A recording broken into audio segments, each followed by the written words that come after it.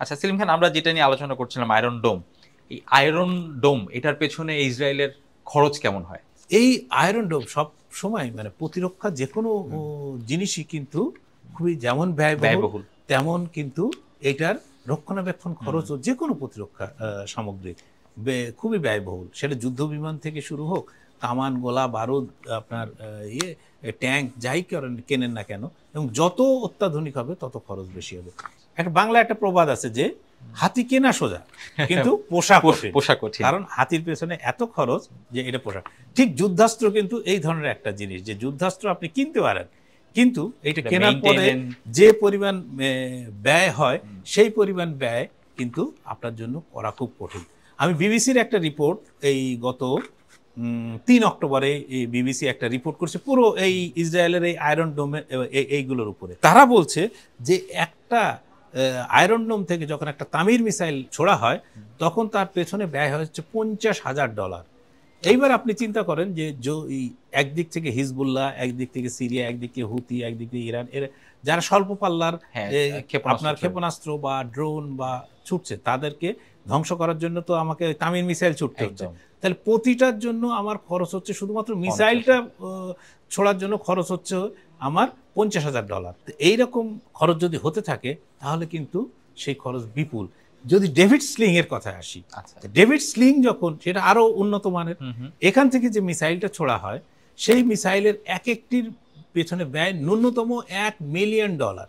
এইটা কিন্তু আমাদের কথা না, এটা বিবিসি তার রিপোর্টে বলছে, যে কেউ চেক করে ওয়েবসাইটে, বিবিসির ওয়েবসাইটে গেলে এটা দেখতে পাবেন।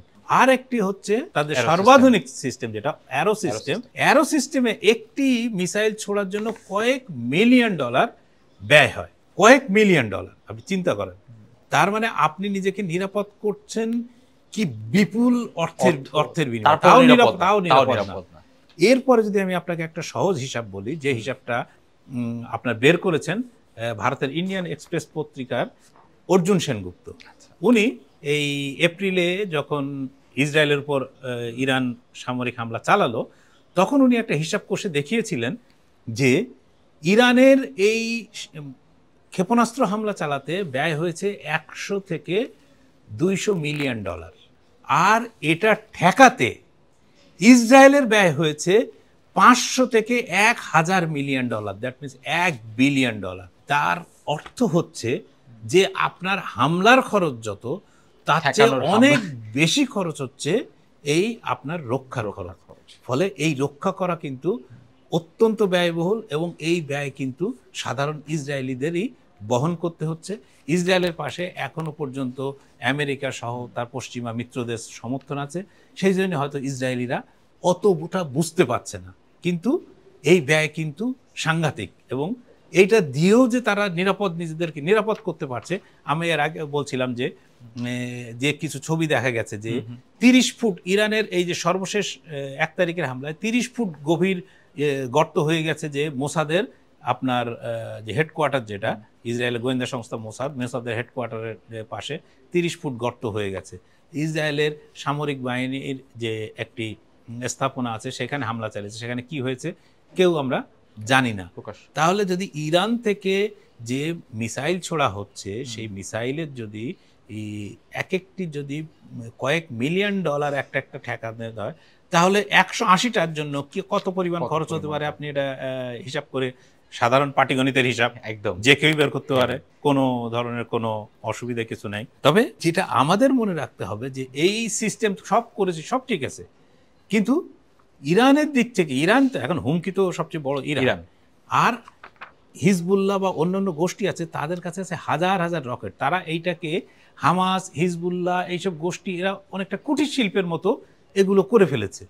এগুলো এমন সিস্টেমে করে ফেলেছে যে আমাদের এখানে কামারদের যে ইয়েতে যেমনভাবে দা, বটি, কুড়ুল এসব তৈরি হয়, ঠিক এইরকমভাবেই কিন্তু তারা অস্ত্র তৈরি করা নিজেদের জন্য তৈরি করে ফেলেছে। তা আজকে ইসরায়েলের দিকে যদি তাক করে হিজবুল্লাহ একদিকে হামাস, একদিকে সিরিয়া থেকে, তাহলে তো মানে তার জন্য এটা ঠেকাতে যে পরিমাণ ব্যয় হবে, যে পরিমাণ আয়রন ডোম ব্যাটারি, মানে এটা কিন্তু এক একটা সিস্টেম, সে আগে ডিটেক্ট করার পরে ওইটাতে সে ও পাল্টা ক্ষেপণাস্ত্র নিক্ষেপ করে।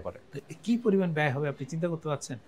এরপরে আছে ইরানের, ধরে নিলাম যে ইরানের তেমন উন্নত মানের ক্ষেপণাস্ত্র নেই, কিন্তু সুতরাং ইরানের আপনি ঠেকিয়ে দিতে পারবেন।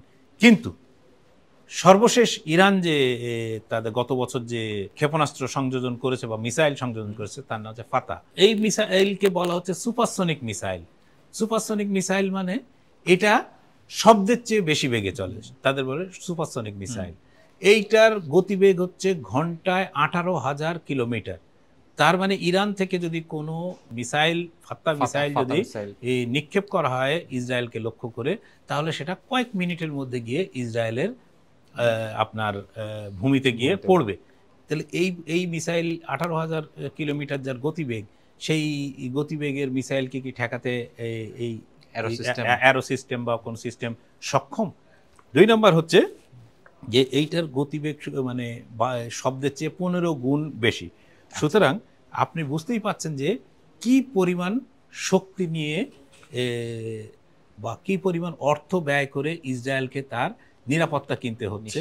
কিন্তু তারপরেও দেখেন যে সে দেশের মানুষ বাস্তুচ্যুত, সে দেশে এই যখনই হামলার আসে সঙ্গে সঙ্গে সমস্ত একটা দেশের, ছোট্ট একটা দেশ ইসরায়েল, ছোট্ট একটা দেশ, সেই দেশের ছোট্ট একটা দেশের সব মানুষকে গিয়ে বাংকারের মধ্যে ঢুকতে হয়। তাহলে এটা কিসের নিরাপত্তা? কি নিরাপত্তা দিচ্ছে? এটা তো একটা ফাঁকা বুলি ছাড়া তো তেমন কিছু মানে মনে হওয়ার কোনো কারণ নেই।